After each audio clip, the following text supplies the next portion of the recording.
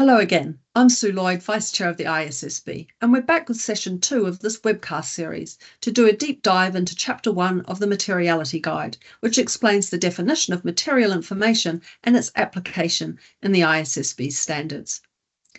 Again, this is webcast 2 in our 5-part series. We've already gone through the introduction and the overview of the Materiality Guide in the first webcast. Webcasts 3 to 5 are already live and you can watch them all on our IFRS website. I suggest that you watch these webcasts in the order shown on this slide. In this webcast, we take the definition of material information and focus on explaining the components of that definition. We hope that this will help to build an understanding of the definition, which will then be helpful for you when it comes to making materiality judgments. I'll hand over to Dave, who's going to kick off this portion of the discussion. Thanks, Sue. Great to kick us off on the deep dive of Chapter 1. I'm David Balderston, ISSB Technical Director, and I'm joined by Dianara DeMarco, ISSB Technical Fellow, leading our implementation work. And we will take you through this definition together. So our first focus is the definition of itself, material information. And this is included in the top box on this slide. Information is material if omitting, misstating, or obscuring that information could reasonably be expected to influence the decisions of primary users. We explain the different components of this definition, highlighted in blue, in the Materiality Guide, but maybe this first point, and as Sue noted in our webcast 1, is that the ISSB Standards and IFRS Accounting Standards use aligned definitions of material information. And this is what you see in the first connectivity call-out box here in red.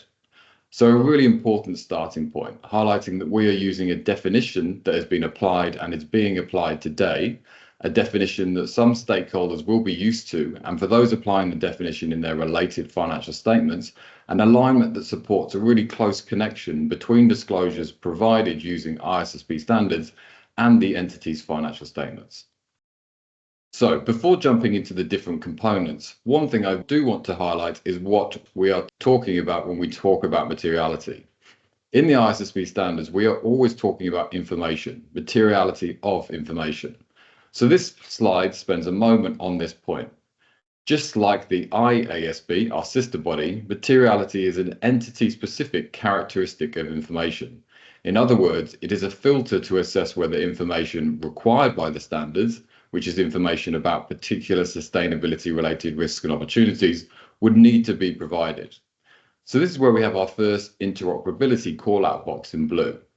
Dianara, do you want to take us through that? Sure, Dave. So like you say, ISSB standards always and only refer to materiality in the context of information. So this means the ISSB does not use the term materiality to refer to the significance or importance of a sustainability-related risk or opportunity. This differs from some other sustainability standards, such as ESRS, which refer to material risks or material opportunities. Despite these differences, however, in relation to ESRS, the definition of material information in ISSB standards is aligned with the corresponding definition used in ESRS related to financial materiality. Thanks, Dianara. So moving to the different components of the definition, let's first talk about whom the standards are designed for, and as a result, whom you should think about in making materiality judgments. ISSB standards are designed to result in the provision of information that is useful to primary users of general purpose financial reports, which are existing and potential investors, lenders, and other creditors. And again, this is consistent with the definition in IFRS Accounting Standards, as we just highlighted. We have these additional considerations on this slide, such as the need to consider both existing and potential investors. This is making the point that it's not only the needs of existing investors or existing creditors, it's potential investors and potential creditors as well. So something not to overlook in the assessment.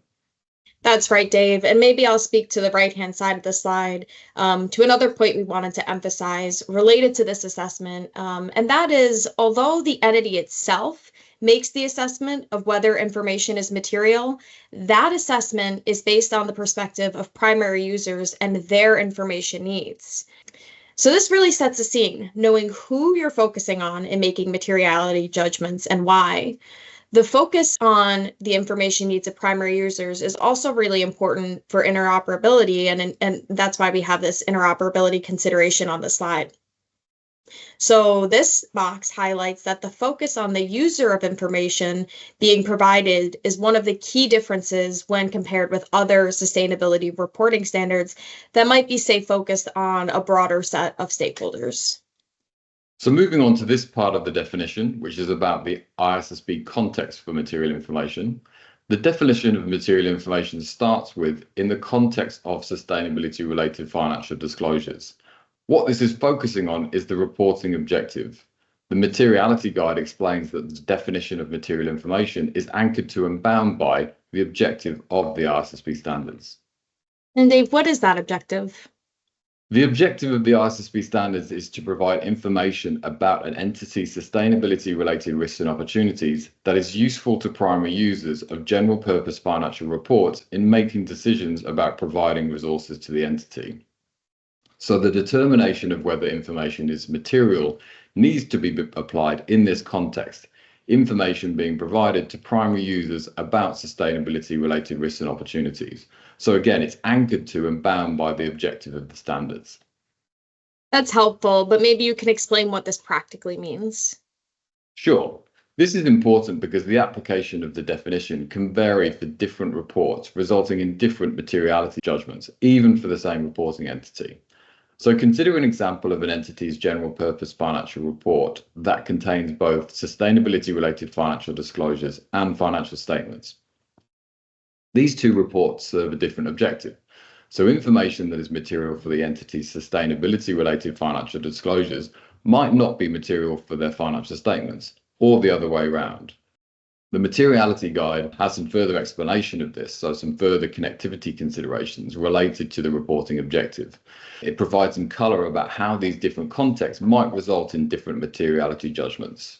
And for our last slide here on the definition of material information, we focus on what the entity is considering when making materiality judgments. In assessing whether the information is material, an entity considers the effect of admitting, misstating, or obscuring that information on primary users' decisions. What we do in the materiality guide is then focus on a couple of important considerations for obscuring information in the context of sustainability-related financial disclosures. So this brings to life the materiality guide and what it's trying to explain with two aspects. So just on the left here, we have a point on location.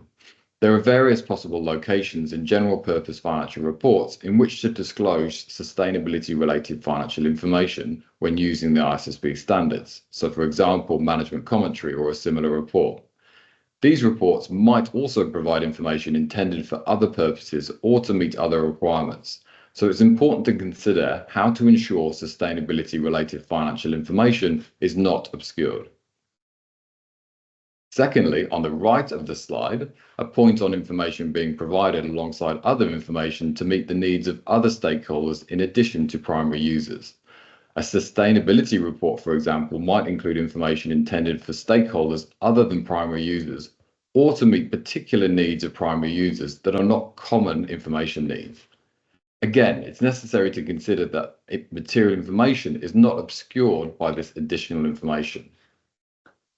So that brings us to the end of chapter 1, explaining the definition of material information and drawing out the relevant connectivity and interoperability considerations.